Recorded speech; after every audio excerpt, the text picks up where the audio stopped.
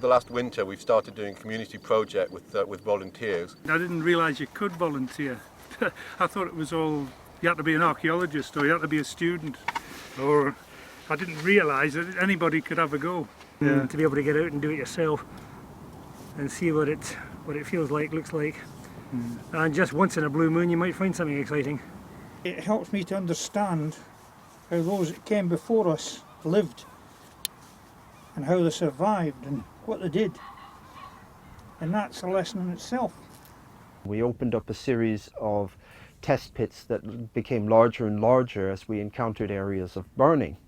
We've identified this very remarkable and very early burned feature. Trench 6 this is the only trench where we've had evidence of human occupation. We've got possible hearth behind me with evidence of burning. It's very rich in charcoal, and we've got a paved area here.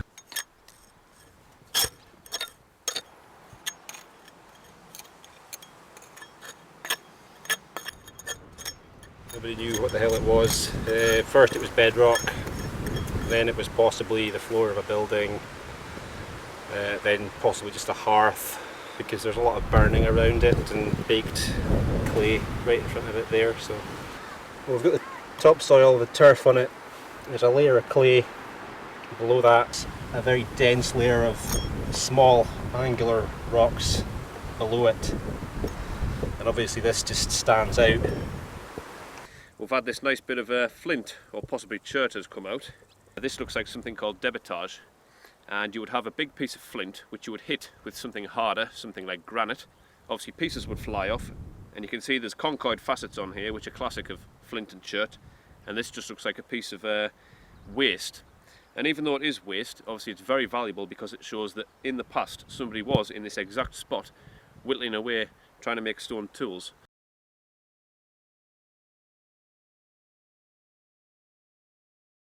One of our first test pits, test pit number 6, was parked slap bang on top of this paved slabbed area. This is where our dating material was taken from. Archaeomagnetic dating, that came back with a date range of between 4000 and 4500 BC. It's surrounded and covered by this dark charcoaly layer. Also we found amongst these cracks some small pieces of flint debitage, unfortunately not quite enough for it to represent an area of flint napping. We've been cleaning up and planning around what we think is a pit feature, which we have identified. It's dark, it's full of stones, and although we're not seeing the outside edge of it very clearly, it's clear enough to realise that there's a hole here full of all manner of charcoal and stone-filled material.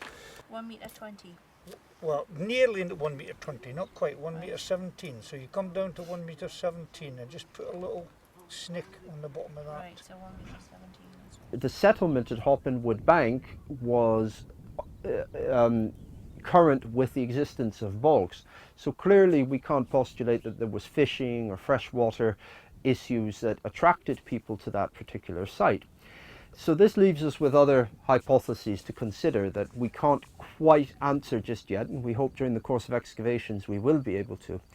And that is possibly we see smoking of food, and we know through historical documents and through ethnographic records that smoking of food or smoking hides is often smelly and unpleasant business, and people attempt to situate those industrial facilities away from the settlements.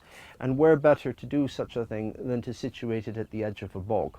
It's very much a provisional hypothesis, or in other words a working hypothesis, but it seems to make sense given the current evidence that we have. So it's part of a series of industrial sites that would have served these last hunter-gatherers in the landscape.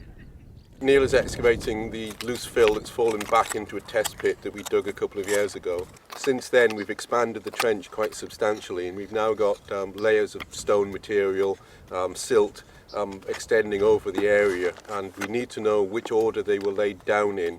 By cleaning up that section we'll see the one at the bottom, the one in the middle, the one at the top, and the top one is the one we'll take off first. We've got the cut which has material accumulated in it, but I think we may have layers. So this is very rubbly, it's full of fractured stone. Then we're into a band which is basically, well, I hesitate to call it silt, I think it's mostly charcoal, but again it becomes stony again. So I think we're looking at a cut which has a multiple series of deposits. Now whether they're deliberately structured or whether they're just disposing of slightly different materials, I'm not certain. There's so much charcoal, there's so much redepositing of clay, which is probably natural originally, that I think that there's something industrial going on here. They're producing an awful lot of fire waste, and I think they're digging pits and features and possibly terracing and flattening off areas. So whatever they're up to, they're doing it on quite a substantial scale. Prehistoric sites, you don't generally get depth of stratigraphy. This is the kind of stuff you associate with medieval and even post-medieval industrial practices when you build up, huge midden deposits. So it looks like perhaps it's because of the geography that we're in a narrow neck of a channel that they've been using this area for quite some time. And whatever they're doing on quite a substantial scale. But the problem is what that is, we're so uncertain of at the moment. Since last year, when we identified the hearth feature, we've been investigating the landscape around it. We've opened a new area, we've crossed over a modern field boundary, but we're on the same neck of land where our original hearth feature was identified. This forms a peninsula which extends out between two lake areas. We've got two wetland areas, one directly in front of me and one behind me. And on this higher ground, we managed to fit in a little bit of geophysics, some magnetometry. It produced a big anomaly which could be burning. It looked very similar to the material we've got next door, and a whole series of little point anomalies around it, which suggests one big feature surrounded by a series of smaller features. Today we've opened up a new trench over the centre of this big anomaly. We are hoping that it would be similar to the hearth feature we've already found, and it does appear to be, because we're getting the same kind of fractured stone, perhaps hints of burning and dark earth that we saw overlying the hearth.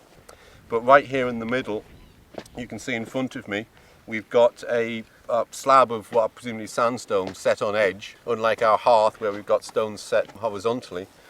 This actually looks very much like the edge of a kist burial, which is an early Bronze Age burial. It would be four sides of a stone box with a crouched burial within it. Obviously we'd need more size if it was to be a kist burial, so that's just a possibility at the moment. Sometimes they have one tall edge, so we may still have a burial here. Even if we don't, it does seem to be deliberately set, so even though it's not a burial feature, it is an archaeological feature, and we're hoping that if we're seeing another one of these things, and I have to call it a thing because we're still not sure what it actually is yet. At the moment we're rather struggling to understand what this burning and the hearth actually represents given its very early date. We have a number of theories, but we don't really have a clinching piece of evidence yet. So the investigation of this second feature, we're hoping, will give us that insight. We're in trench 42, and it was put in response to the geophysics that was done a few weeks ago by GSB, Graeme, one of our former students here at Bamburgh. It was originally a strip trench that was put through the middle of the geophysical anomaly, which came up as a very strong magnetic signature, something probably associated with a heavily burnt activity. When we first came down onto the stonework, it looked like it was some kind of cairn or something like that, and then the slab here in the centre came out pretty early on, and it looked like it was going to be some kind of kist maybe. Opening up a slightly larger area, trying to define the edges of this cairn-like structure, I'm starting to doubt now whether it is a cairn.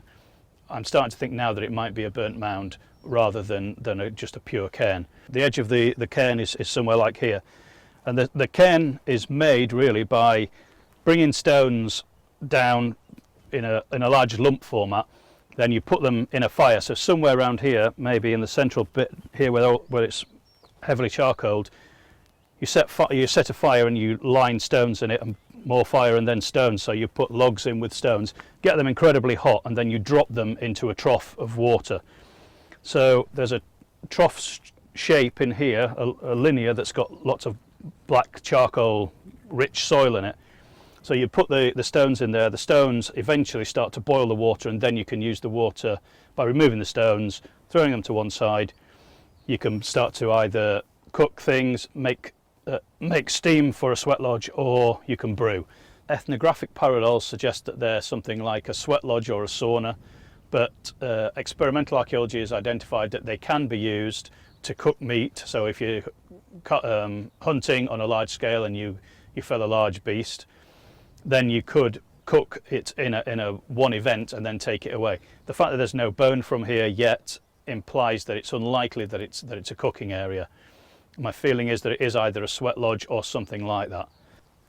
If the stone's built up gradually, then you'd expect this, this depth. There must be at least the 30 centimetres that we can see here, and I suspect it goes a lot deeper. So you're probably dealing with many seasons of activity here. Width of it's probably something around 7 metres, so it's quite a large one. They normally range up to about 5 metres, but they are known about up to 7 metres, so it's quite a large one. But the fact that it's slumped probably gives us a little bit of an artificial feel about how big it is. It may have been taller and then slumped down because of the landscape around here. And we've got a ditch potentially over here, which may indicate that it's a cairn. So if it is a pure cairn, with a burial in the centre or a couple of burials, then this may be the ditch running around the edge, but this is still under excavation, so we're not entirely sure yet. So this area here, we've got the trough running through, but the cairn itself is a result of people taking the stone out and just throwing it to one side. I think basically the trough that's in here is full of charcoal, and we've got an area over there that's clay that's been compressed, I think. You get a trough like this and you get a burning area, you burn stones, drop them into the trough, and the trough, full of water, heats up. So you can boil things in it, or you can do a variety of things like a sweat lodge, like the Native Americans use, or almost like a sauna. There is some evidence from some of the Irish sites, the Irish burnt mounds, evidence for making beer from barley. So I'm along those sorts of lines. So getting a sample from this and floating it to give us an indication of whether it's got animal waste in it, barley, large amounts of barley, or if it's just neutral soil, will give us an indication of which one of those processes it is, if any of them.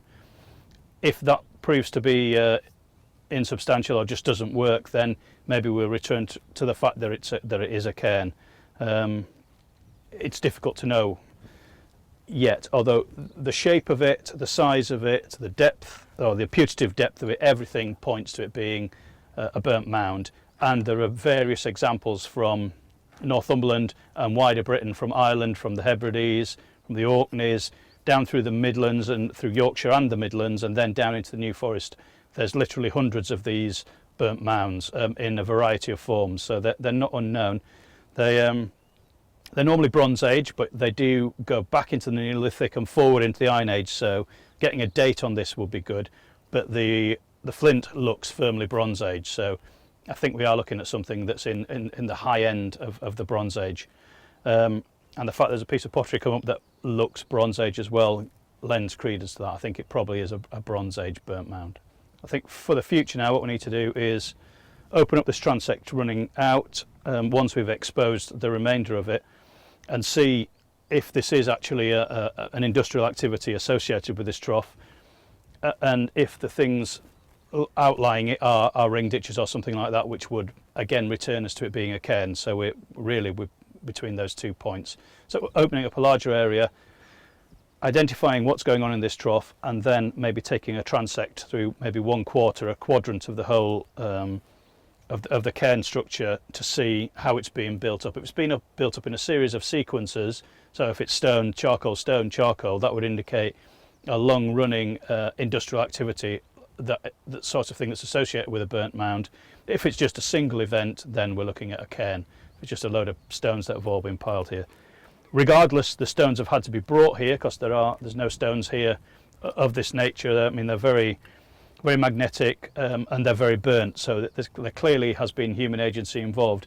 My feeling is they've probably been brought from the hillside over there where there's been some quarrying done.